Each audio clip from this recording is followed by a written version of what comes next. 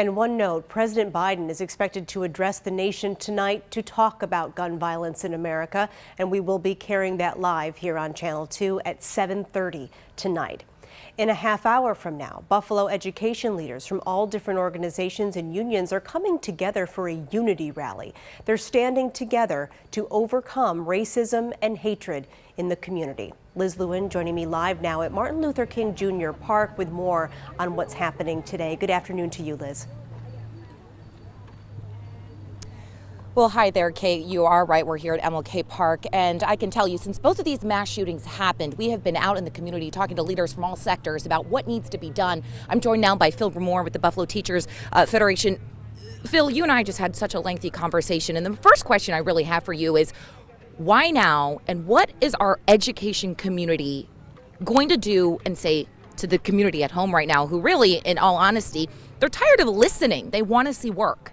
Well, it's right now, partially because we've been waiting for 13 years and these shootings and murders are getting worse. And I want to point out that we should stop calling these shootings and we should stop calling them shooters. We should call them murders and murderers. But we have been, I put this button on, this pin on 13 years ago. And as of now, we haven't had anything done by the leaders around here. But what we need to do is this.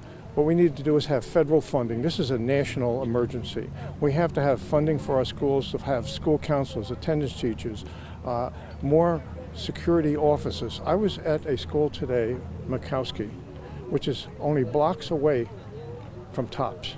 There's no security officer there because they don't have enough.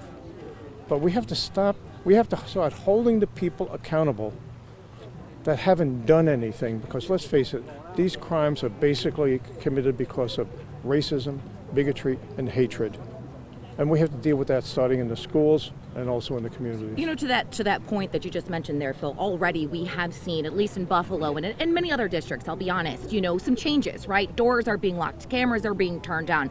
They're really not letting people in the building. Most recently, that scary lockdown that happened in Olmsted, School 156. Sure. But another thing people are saying is not just the security measures need to change, but the curriculum needs to change. Something we talked about is critical race theory. Some people think that needs to be taught. What about what these children are learning? How do we address that? Well, we address that by, you know, critical race theory, but a lot of other things. But we need to address it in a way that we engage kids talking about them feelings and one another.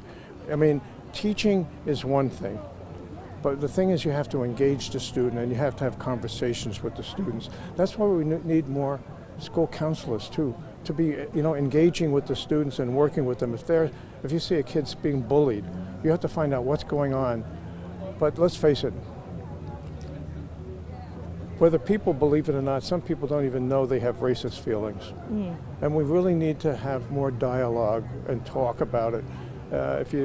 Whatever you want to call it, we need to have more dialogue with one another, because let's face it, these murders are most of them are based on racism, bigotry, and hatred. And that's what we're going to be talking about today. Yes, exactly. Well, listen, this conversation, we're going to get more from Phil later tonight at 5:30. But, Kate, as you can see, people are starting to pile in. Schools are just letting out. So stick with us. We'll be back here at Channel 2 at 5:30 and share more with you, as well as tonight at 11. Back to you, Kate. All right, more to come. An important conversation to be sure, Liz. Thank you.